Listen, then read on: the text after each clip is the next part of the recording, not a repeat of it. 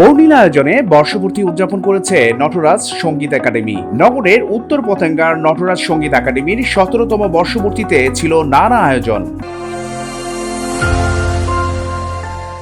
২৩ জানুয়ারি নগরের শিল্পকলা একাডেমির থিয়েটার ইনস্টিটিউট অডিটোরিয়ামে ছিল বর্ণিল এ আয়োজন। প্রদীপ জ্বালিয়ে বর্ষপূর্তি উদযাপনের সূচনা করা হয়। এ সময় নটরাজ একাডেমির পরিচালক সুমন তালুকদারের সঙ্গে ছিলেন প্রধান অতিথি, বিশেষ অতিথি সহ সংগঠনের শিল্পীরা। অনুষ্ঠানে প্রধান অতিথি ছিলেন বাকার সন্স গ্রুপের চেয়ারম্যান সঙ্গীত শিল্পী রিয়াজ ওয়াজেস।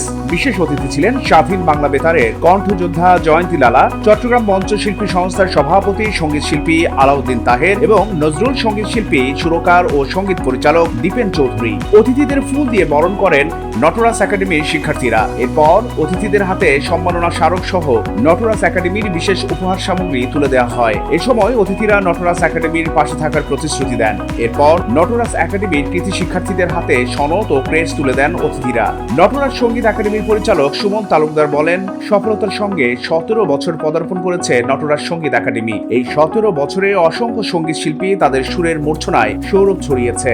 আমরা সর্বোচ্চ প্রচেষ্টার মাধ্যমে সঙ্গীত চর্চা ও সঙ্গীতের জ্ঞান দান করবার চেষ্টা করি। এরই ধারাবাহিকতায় ১৭ বছর পূর্ণ হলো। এদিকে বর্ষপূর্তির আয়োজনে ছিল নটরাজ শিক্ষার্থীদের সঙ্গীত, নৃত্য, তবলা ও গিটার পরিবেশনা, সাংস্কৃতিক অনুষ্ঠান, ছন্দবিনা অনুষ্ঠানের মধ্য দিয়ে পর্দা নামে নটরাজের বর্ণিল আয়োজনের।